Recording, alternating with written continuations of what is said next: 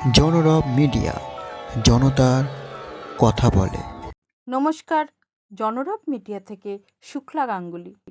1 March 2023 Kolkata press ক্লাবে রাষ্ট্রায়ত্ত সাধারণ বীমা সংস্থার কর্মচারী ও আধিকারিকদের ইউনিয়ন অ্যাসোসিয়েশনের যৌথ মঞ্চ জেএফটিইউ পিএসজিআইসির এক সাংবাদিক সম্মেলনে তাদের সমস্যার কথা জানালেন।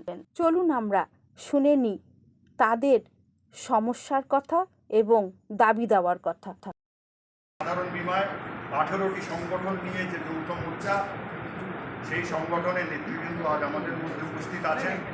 সমস্ত ক্লাস এবং ক্যাডার নিয়ে সেই এমপ্লয়ীদের নিয়ে এই যৌথ মোর্চা গঠিত হয়েছে।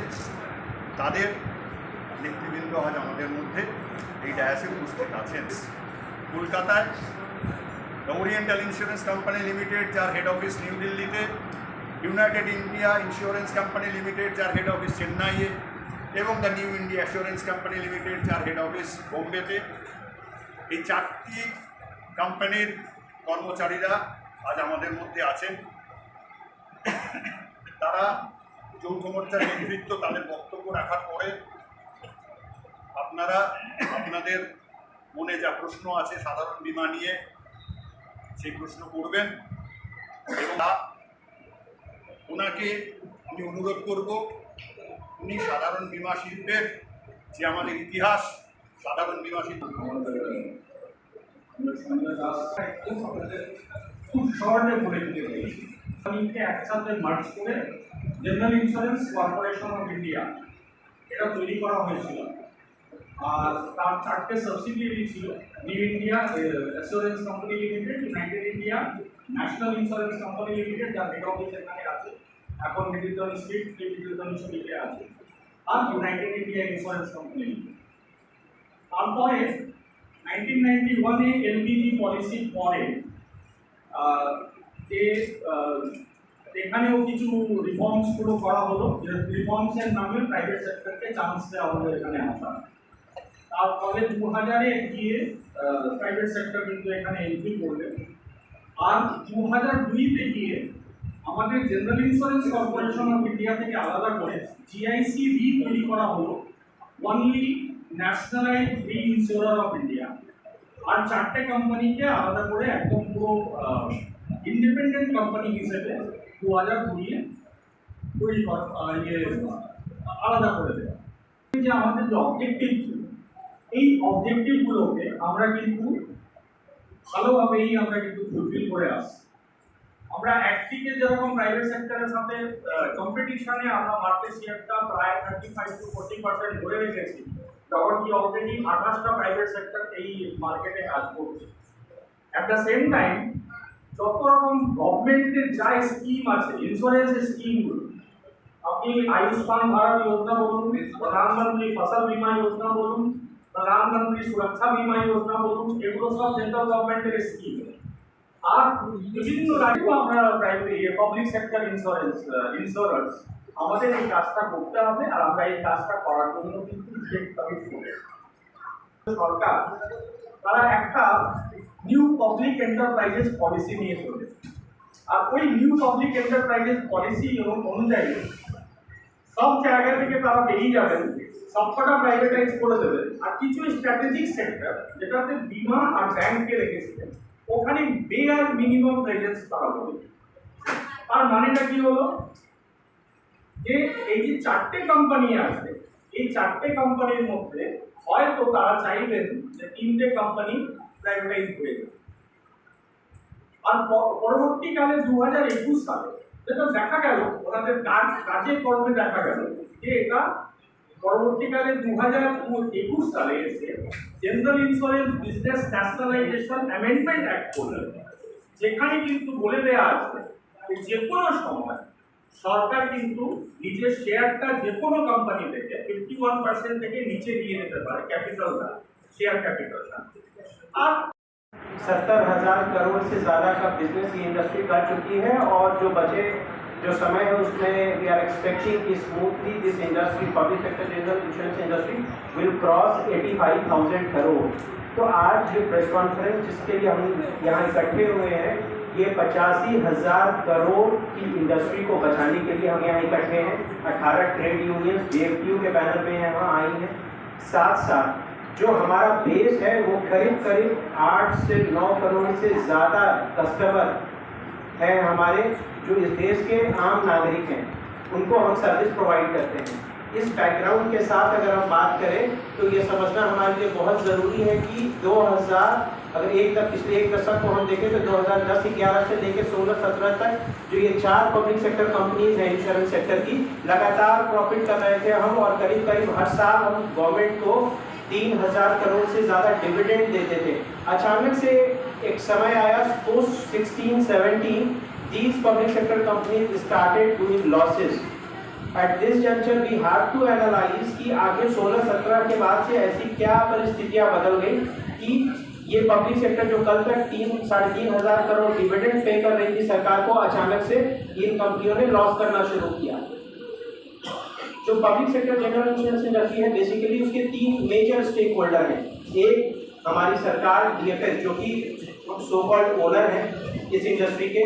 दूसरा IRDAI इंश्योरेंस रेगुलेटरी बॉडी है, जिस तरीके से बैंक्स में RBI होती है उसी तरीके से इंश्योरेंस में IRDAI है।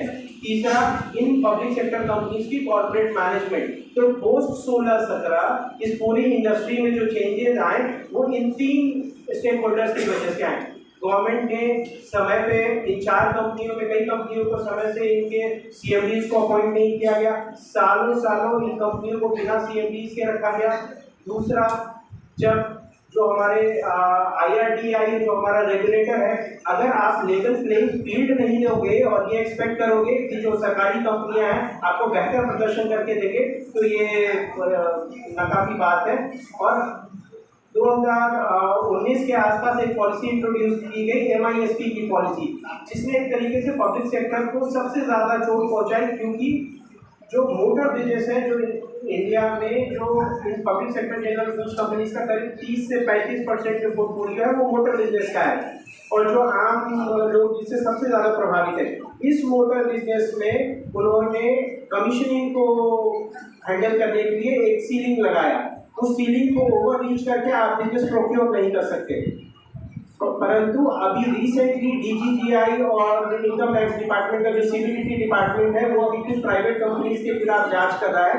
उनकी जो प्रारंभिक जांच है वो इस तरीके का इशारा हमें देती है, और जो मीडिया रिपोर्ट्स जो आए हैं कि करीब प्राइवेट कंपनीज ने MISP के वायलेशन करके जो कमीशनिंग को अनफेयर ट्रेड प्रैक्टिसेस के थ्रू जो उन्होंने एग्जीक्यूट किया, इससे करीब সেটা হচ্ছে যে নীতি আয়োগ, আপনার নাম শুনেছেন। স্ট্র্যাটেজিক্যালি একটা যে সেক্টর ইম্পর্টেন্ট সেক্টর সেটা হচ্ছে public sector general insurance company. 1,25,000 crore টাকা আমাদের gross writing premium. Market share আমাদের মানে প্রাইভেট ইন্স্যুরেন্স আছে, আমাদের এই 4টে public sector general insurance market share almost 35 to 40%। এই ব্যাপারগুলো আপনাদের এই জন্য বলা, আমি একদম মানে পয়েন্ট ওয়াইজ আপনাদের বলছি যে কারণটা হলো এই যে পাবলিক সেক্টর জেনারেল ইন্স্যুরেন্স সম্বন্ধে হয়তো আপনাদের সবার সম্যক ধারণা নেই বা সম্যক ধারণা এত ছোট মিলে সম্ভব নয়, কিন্তু আপনাদের এইটা জেনে রাখা দরকার যে আমরা একটা সোশ্যাল সার্ভিস করি।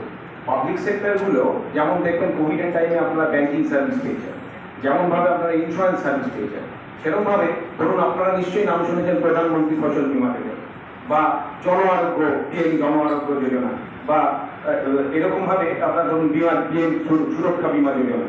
এই যে যোজনাগুলো এগুলো কিন্তু সব লস মেকিং বিজনেস, কিন্তু আমাদের পৌঁছতে হবে সাধারণ লোকের কাছে। কমন পিপল আর ডিস্ট্রেস পিপল, তাদের কাছে পাবলিক সেক্টর পৌঁছবে, এটাই হচ্ছে গভর্নমেন্টের পলিসি। কিন্তু একদিক দিয়ে কি হচ্ছে, একদিক দিয়ে আমাদের ধরুন টায়ার 2 বা টায়ার 3 সিটিগুলোতে অফিসগুলোতে বন্ধ করে দেওয়া হচ্ছে, এদিকে মার্কেট পেনিট্রেশন, মানে একদম টোটালি একটা অ্যাপারেন্টলি অপোজিট জিনিস, অক্সিমোরন যাকে বলে, সেটা অ্যাপারেন্টলি একটা অপোজিট জিনিসকে আমাদের উপর চাপিয়ে দেওয়া হচ্ছে। এবং তার সঙ্গে সঙ্গে যে জিনিসটা হচ্ছে রিসেন্টলি যেটা হয়েছে সেটা হচ্ছে একতরফা, মানে ইংরেজিতে যেটা বলে unilateral implementation of KPI। KPI কি? KPI আপনাদের কাছে নতুন, আমাদের যারা সেক্টরে আছি আমরা জানি। কি পারফরমেন্স ইন্ডিকেটরস কমপ্লিট অংশ আপনাদের বললেন যে আর্নস্ট অ্যান্ড ইয়াং একটা রিপোর্ট তাকে দিতে বলা হয়েছে, কোটি টাকা খরচা হয়েছে, কিন্তু তারা সেই রিপোর্ট দেয়নি, সেই রিপোর্ট এখনো পেন্ডিং। অথচ ডিএফএস এর অঙ্গুলি হেলানো, ডিএফএস এর পার্টিকুলার কিছু মানুষের অঙ্গুলি হেলানো, জিপসা কি করছে আমাদের এই কোম্পানিগুলোকে জোর করে চাপিয়ে দিচ্ছে এবং এখানে এতগুলি ইউনিয়ন অ্যাসোসিয়েশন তাদের কারোর সঙ্গে আলোচনা না করে রাষ্ট্রায়ত্ত সাধারণ বীমা শিল্প এবং গ্রাহক পরিষেবা সামাজিক সুরক্ষার স্বার্থে এবং কর্মী বাহিনীর কল্যাণের স্বার্থে, কোটি কোটি গ্রাহকের স্বার্থে, দেশের অর্থনৈতিক কাঠামোর স্বার্থে জেএফটিইউ পিএসজিআইসি এর ব্যানারে সমস্ত সাংবিধানিক ইউনিয়ন কর্মকর্তা কর্মচারী কী সিদ্ধান্ত নিয়েছে সেই দিকে চোখ রাখব। সমস্ত কেন্দ্রে 2রা মার্চ এবং 16ই মার্চ টিফিন বিরতিতে বিক্ষোভ চলবে। 23 তারিখে সকল আঞ্চলিক কেন্দ্র ও প্রধান কার্যালয়ের সামনে অর্ধদিবস ধর্ণা দেবেন। 29শে মার্চ একদিনের ধর্মঘটে যাবেন বা যদি সমস্যাগুলো সমাধান না আকারে সংগ্রাম করবেন। পরিশেষে আরও জানান, সমস্ত কেন্দ্রে সাংবাদিক সম্মেলন করে সরকার ও বেসরকারির পরামর্শদাতা কোম্পানির মধ্যে আসল সম্পর্ক উদ্দেশ্য আম জনতার সামনে উন্মোচন করবেন। এক কথায় সরকারের সদিচ্ছার ওপর নির্ভর করছে সংস্থার সদস্যদের আন্দোলনের গতি প্রকৃতি। আপনারা দেখছিলেন জনরব মিডিয়া। আবার আসছি খবর নিয়ে। চোখ রাখুন জনরব মিডিয়ায়। সুস্থ থাকুন।